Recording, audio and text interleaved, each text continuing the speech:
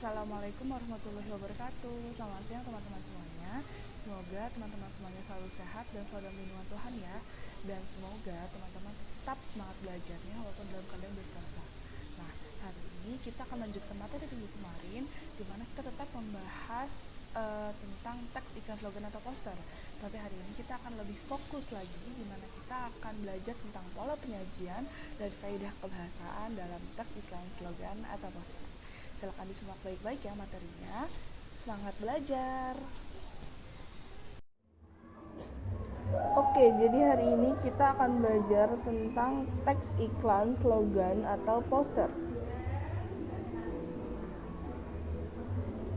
Materi yang kita akan belajar hari ini adalah pola penyajian dan kaidah kebahasaan di dalam teks, iklan, slogan atau poster.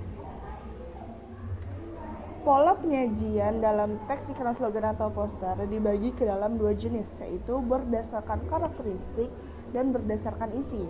Berdasarkan karakteristik dibagi dua lagi, yaitu iklan media cetak dan iklan elektronik. Iklan media cetak dibagi dua lagi, yaitu iklan baris dan iklan kolom. Kalau iklan baris, itu iklannya hanya berbentuk baris, jadi kata-kata disusun yang menjadi baris-baris.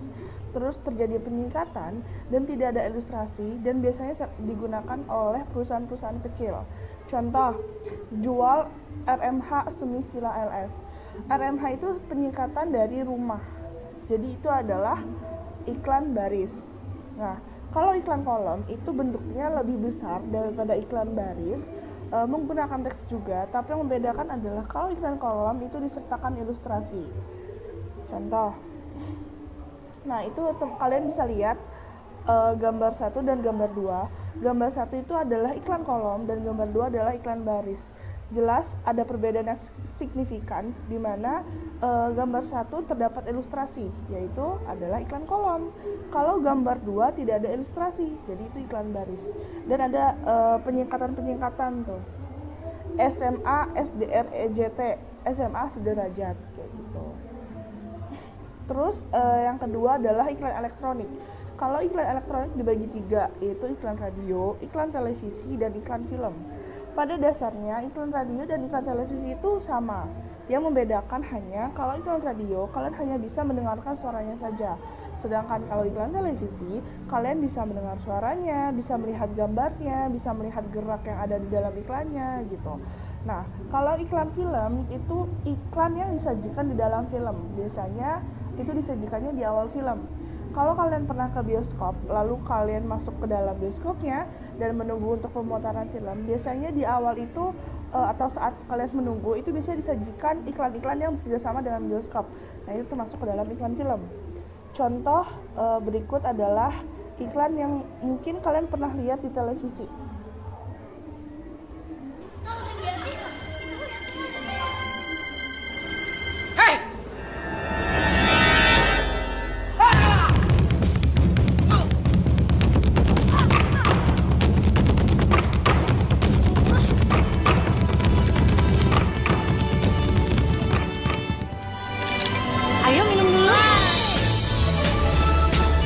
Manisnya Marjan, senyum lagi.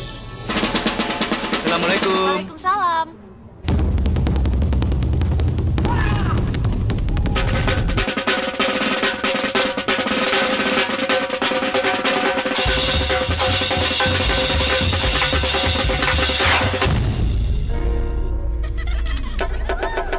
Ayo, buka dulu.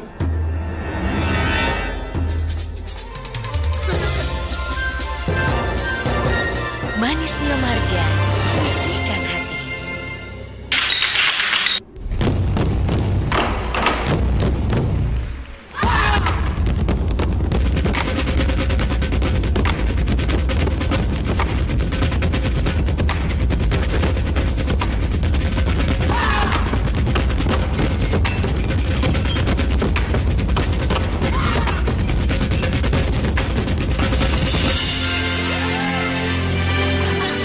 Manisnya Marjan, meriahkan Hari Fitri.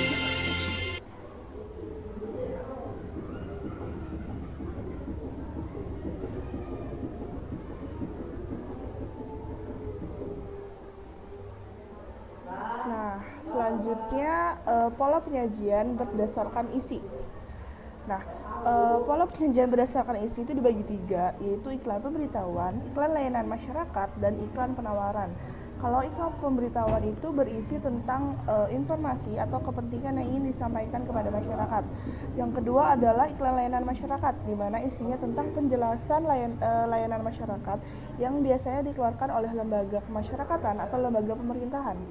Kalau iklan penawaran adalah iklan yang berisi tentang penawaran suatu produk atau jasa. Contohnya, gambar 1, gambar 2, dan gambar 3. Gambar 1 itu termasuk dalam iklan pemberitahuan, di mana jelas memberitahukan bahwa telah hilang NIK, berarti itu termasuk iklan pemberitahuan. Nah, yang kedua adalah iklan layanan masyarakat. Iklan yang kedua ini dikeluarkan oleh Kementerian Kesehatan Republik Indonesia, di mana menginformasikan atau menjelaskan tentang pentingnya penggunaan masker, pentingnya menutup mulut saat batuk, gitu, apalagi saat pandemi seperti ini. Yang terakhir adalah iklan penawaran, di mana kalian bisa melihat contohnya cuci mobil cuma 15.000. Nah, di situ ada suatu hal yang ditawarkan, ada jasa yang ditawarkan, yaitu adalah cuci mobil. Seperti itu. Terus ada kaidah kebahasaan. Tentunya dalam setiap teks itu ada kaidah kebahasaan yang perlu diperhatikan untuk menghasilkan teks yang baik.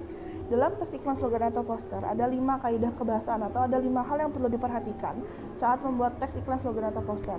Yang pertama adalah menggunakan kata-kata dan kalimat yang persuasif. Itu artinya menggunakan kata-kata atau kalimat yang mengajak, yang mendorong agar masyarakat itu atau orang yang melihat itu tertarik dengan apa yang ditawarkan atau informasi yang disampaikan.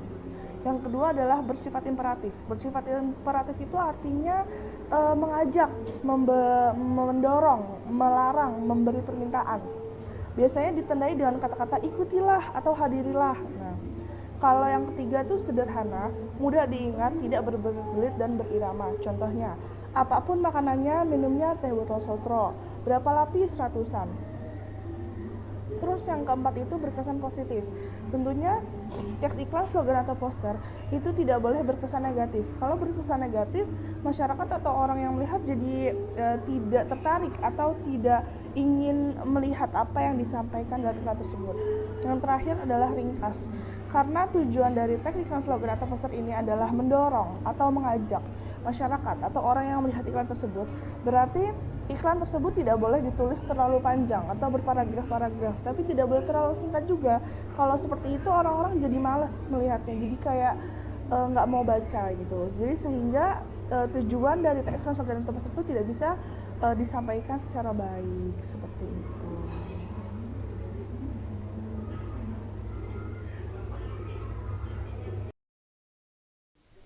Nah, kira-kira gimana dengan materi yang disampaikan? Ada yang masih bingung tentang pola penyajian dan kaidah kebahasaan dalam teks iklan, slogan, atau poster? Ada yang masih bingung? Kalau ada yang masih bingung, kalian bisa mencantumkan pertanyaan kalian di kolom komentar di Google Classroom yang sudah disediakan. Sebisa mungkin ntar akan Ibu jawab. Selanjutnya, kalian bisa periksa kembali di Google Classroom. Ibu sudah mengunggah penugasan yang akan dikumpulkan minggu depan. Kalian bisa segera mengerjakan, lalu silahkan dibaca petunjuknya baik-baik dan jangan lupa dikumpulkan tepat waktu. Oke. Itulah akhir dari pembelajaran kita hari ini. Mohon maaf apabila Ibu ada salah kata, dan semoga kita semua selalu sehat dan selalu dalam lindungan Tuhan, dan tetap semangat berpuasanya selama beberapa hari ke depan sampai Lebaran. Oke, semangat ya. Terima kasih atas perhatian kalian semua.